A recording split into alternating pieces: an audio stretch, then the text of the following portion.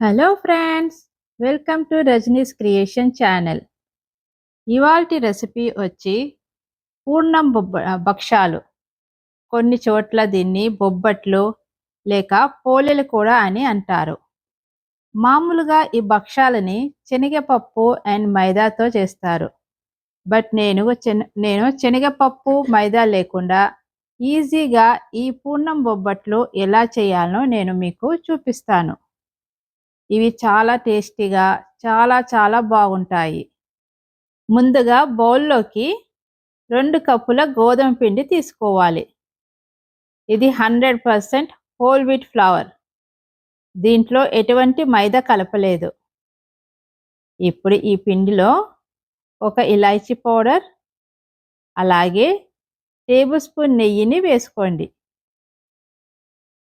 ఇప్పుడు దీనిని ఇలా కలిపిన తర్వాత కొద్ది కొద్దిగా నీళ్లు వేస్తూ సాఫ్ట్ చపాతీ పిండిలా కలపాలి.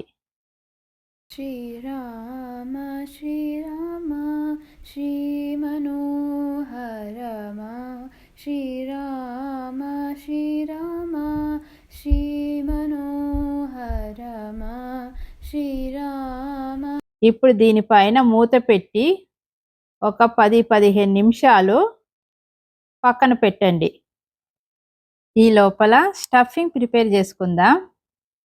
మిక్సీ జార్లో 1 కప్పు చిన్నగా కట్ చేసిన కొబ్బరి ముక్కలు, 1/2 టీ స్పూన్ సోంపు, ఒక చిన్న ముక్క దాల్చిని చెక్క, అలాగే 2 టీ స్పూన్ శనగపిండి వేసి మెత్తగా గ్రైండ్ చేసుకోవాలి. అవసరమైతే కొద్దిగా నీళ్లు వేసి గ్రైండ్ చేయండి. నేను దీంట్లో వాటర్ లేకుండా గ్రైండ్ చేసుకున్నాను. ఇప్పుడు ప్యాన్లోకి టేబుల్ స్పూన్ నెయ్యి వేసి ఇందులో గ్రైండ్ చేసుకున్న కొబ్బరి, అలాగే మీ టేస్ట్ని బట్టి ఎంత స్వీట్ కావాలనో అంత బెల్లం వేసుకోండి. నేను ఇక్కడ 2 గరిటెలు వేశాను. మంటని మొత్తం సిమ్లో పెట్టి బెల్లం కరిగే వరకు కలపండి. 3-4 నిమిషాల వరకు మధ్య మధ్యలో కలుపుతూ ఉండాలి, లేకుంటే మిశ్రమం మాడిపోతుంది. చూడండి, కొబ్బరి మిశ్రమం ఈ కన్సిస్టెన్సీలో రావాలి. మరీ గట్టిగా కాకుండా అలాగని మరీ సాఫ్ట్గా కూడా ఉండకూడదు. సాఫ్ట్గా ఉంటే చపాతీ చేసేటప్పుడు చితికిపోయి సరిగ్గా రావు. సో ఇలా సెమీ సాఫ్ట్గా వచ్చాక 1/2 టీ స్పూన్ ఇలాచీ వేసి స్టవ్ ఆపేయాలి.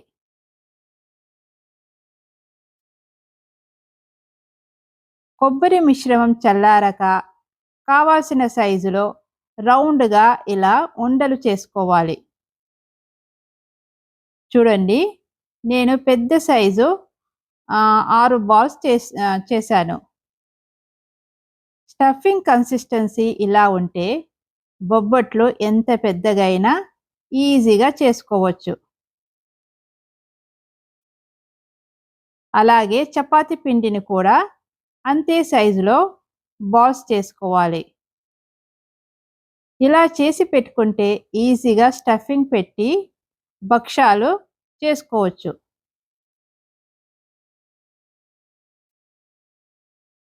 పిండి బాల్ని లైట్గా ప్రెస్ చేసి ఇలా మెల్లమెల్లగా సైడ్స్ని కొద్ది కొద్దిగా లాగితే ఒక బౌల్ షేప్ వస్తుంది. ఇప్పుడు ఈ గుంటలో కొబ్బరి పూర్ణం బాల్ పెట్టి 2 బొటన వేళ్లతో రౌండ్గా తిప్పుతూ ఇలా ప్రెస్ చేయాలి. పూర్ణంని ఇలా ప్రెస్ చేసుకుంటే పిండికి బాగా అంటుకుంటుంది. తర్వాత నేను వీడియోలో చూపించినట్టు ఇలా రౌండ్గా తిప్పుతూ పిండితో పూర్ణంని మూసేయాలి. ఇలా అన్ని చేసుకొని పెట్టుకోండి. శ్రీరామ శ్రీమనోహరమ శ్రీరామ శ్రీరామ శ్రీమనోహరమ ఏలరా నీ ఇప్పుడు ఫ్లాట్ బోర్డ్ పైన కొద్దిగా పిండి చల్లి అలాగే చేసుకున్న పూర్ణం బిళ్ళలని పిండిలో అద్ది చపాతీ షేప్లో రౌండ్గా ఉట్టాలి. శ్రీరామ శ్రీరామ శ్రీమనోహరమ ఇంకా చూడండి, ఇక్కడ స్టఫింగ్ బయట రాకుండా ఈజీగా ఎంత పెద్ద సైజు బొబ్బట్లు చేశాను. పూర్ణం కన్సిస్టెన్సీ కరెక్ట్గా ఉంటే ఎంత పెద్ద భక్షాలైనా ఈజీగా చేసుకోవచ్చు.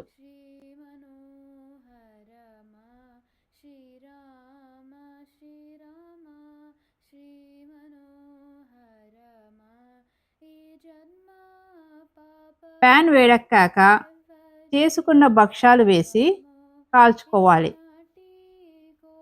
Each side 30 to 40 seconds medium high ఫ్లేమ్లో కాల్చుకోవాలి.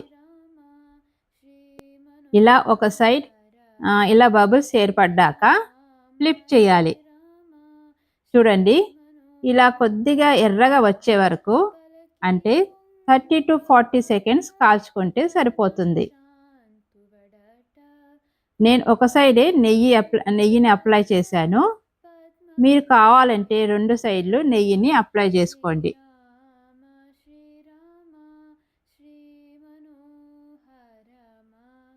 ఇలాగే అన్ని కొబ్బరి బొబ్బట్లను ప్రిపేర్ చేసుకుందాం.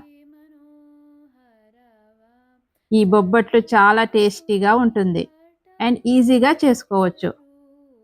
మనం శనగపప్పుతో చేసే ప్రాసెస్ కంటే కూడా ఈ కొబ్బరి బొబ్బట్లు చేయడం చాలా ఈజీ. ఈ కొబ్బరి భక్షాలను నెయ్యితో కానీ కట్టుచారుతో కానీ లేక పెరుగుతో తిన్నా చాలా బాగుంటుంది. మా ఇంట్లో వాళ్ళకి పెరుగుతో తినడం చాలా ఇష్టం. ఈ ఉగాదికి ఎక్కువ శ్రమ పడకుండా ఈ విధంగా బొబ్బట్లు భక్షాలు చేసి తిని ఎంజాయ్ చేయండి. Thanks for watching. Please like, share and subscribe.